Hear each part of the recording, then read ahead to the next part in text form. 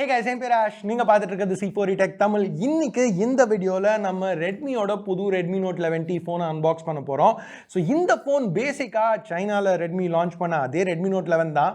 But ஒரு சின்ன டிஃபரன்ஸோட எடுத்துட்டு வந்திருக்காங்க. என்ன இந்த ஃபோன்ல என்ன ஆஃபர் பண்றாங்க? அன்பாக்ஸ் பண்ணுவோம், அப்புறம் பார்ப்போம். ஸோ பாக்ஸ் டிபிக்கலான Redmi box, Redmi Note 11T branding, அவங்க ஆஸ் யூஷுவல் ஒரு சில claims சைடில் போட்டிருக்காங்க. பின்னாடி பார்த்தீங்கன்னா Dimensity 810 சிப் இருக்கு, அடிஷ்னல் மெமரி, மார்க்கெட்டிங் ஸ்டாஃப். இப்போ இந்த பாக்ஸை ஓப்பன் பண்ணுவோம். Powered by Redmi. ஸோ இந்த இன்சர்ட்டில் as usual SIM ejector pin, quick start guide, ஒரு டிபியூ கேஸ். இதுதான் Redmi Note 11T. ஸ்டார் வேல்யூலாம் கொடுத்து ஸ்டிக்கர் இருக்குது, ரிமூவ் பண்ணுவோம். ஸ்க்ரீன் ப்ரொடக்டரை இப்போ ரிமூவ் பண்ணுவோம். பாக்ஸில் வேறு என்ன இருக்குன்னு பார்க்கலாம். USB Type A to Type C cable, 33 watt fast charger. இங்க பிளேஸ்மெண்ட்ஸ்னு வரையில டிபிக்கலான ரெட்மி பிளேஸ்மெண்ட்ஸ். ரைட்டில் பவர் அண்ட் வால்யூம் கீஸ் கொடுத்துருக்காங்க. இந்த பவர் கீழே ஃபிங்கர் ஸ்கேனரும் பில்ட்னா இருக்குது. ஸோ ஃபிங்கர் ஸ்கேனர் ரொம்பவே ஃபாஸ்ட்டாக இருக்குது. யூஸ் பண்ணி பார்த்த வரைக்கும் ஆக்சுவலாக லாக் ஸ்க்ரீனை பார்க்குறதுக்கு ஒரு சான்ஸ் கூட இல்லை. ஸோ அடுத்து டாப்பில் பார்த்தீங்கன்னா secondary noise cancelling microphone, IR plaster, அதுக்கப்புறம் ஒரு செகண்டரி ஸ்பீக்கர், லெஃப்டில் ஒரு ட்ரே. ஸோ இந்த ட்ரே ஒரு ஹைப்ரிட் செட்டப். ஸோ இங்கே நம்ம ரெண்டு சிம்ஸ் இல்லை ஒரு சிம், ஒரு மைக்ரோ எஸ்டி யூஸ் பண்ணலாம். பாட்டமில் ஹெட்ஃபோன் ஜாக் கொடுத்துருக்காங்க, primary microphone, USB Type C port, அப்புறம் பிரைமரி ஸ்பீக்கர். ஸோ டிஸ்பிளேன்னு பார்த்தீங்கன்னா இங்கே ஒரு 6.6 inch பேனல். ஸோ இது ஒரு IPS LCD பேனல், 90 Hz ரெஃப்ரெஷோட.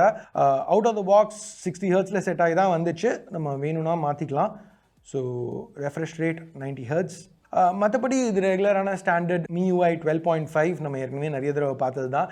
இந்த வேரியன்ட் நான் இப்போ யூஸ் பண்ணிட்டு இருக்கிறது 8GB RAM 128GB ஸ்டோரேஜோட வருது. இந்தியாவில் அவங்க லான்ச் பண்ணியிருக்கிற பேஸ் வேரியன்ட் 664, ஒரு 6/128, அப்புறம் 8/128 ஆப்ஷன்ஸ் இருக்குது.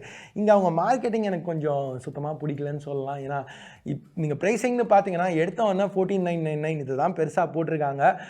சைனாவில் ஸ்டார்டிங் ப்ரைஸ் 14,100. அப்படியே கன்வெர்ட் பண்ணோன்னா அங்கே 4/128, இங்கே 664. ஸோ 2GB எக்ஸ்ட்ரா ரேம் கிடைக்குது. பட் ஸ்டோரேஜ் பாதி தான் நம்மளுக்கு பேஸ் வேரியண்ட்டில் கொடுக்குறாங்க. பட் அதுவும் ஓகே. இங்கே 14,999 போட்டால் அப்படியே சின்ன ஒரு ஸ்டார் போட்டு இன்க்ளூடிங் பேங்க் ஆஃபர் அப்படின்னு கீழே போட்டிருக்காங்கல்ல.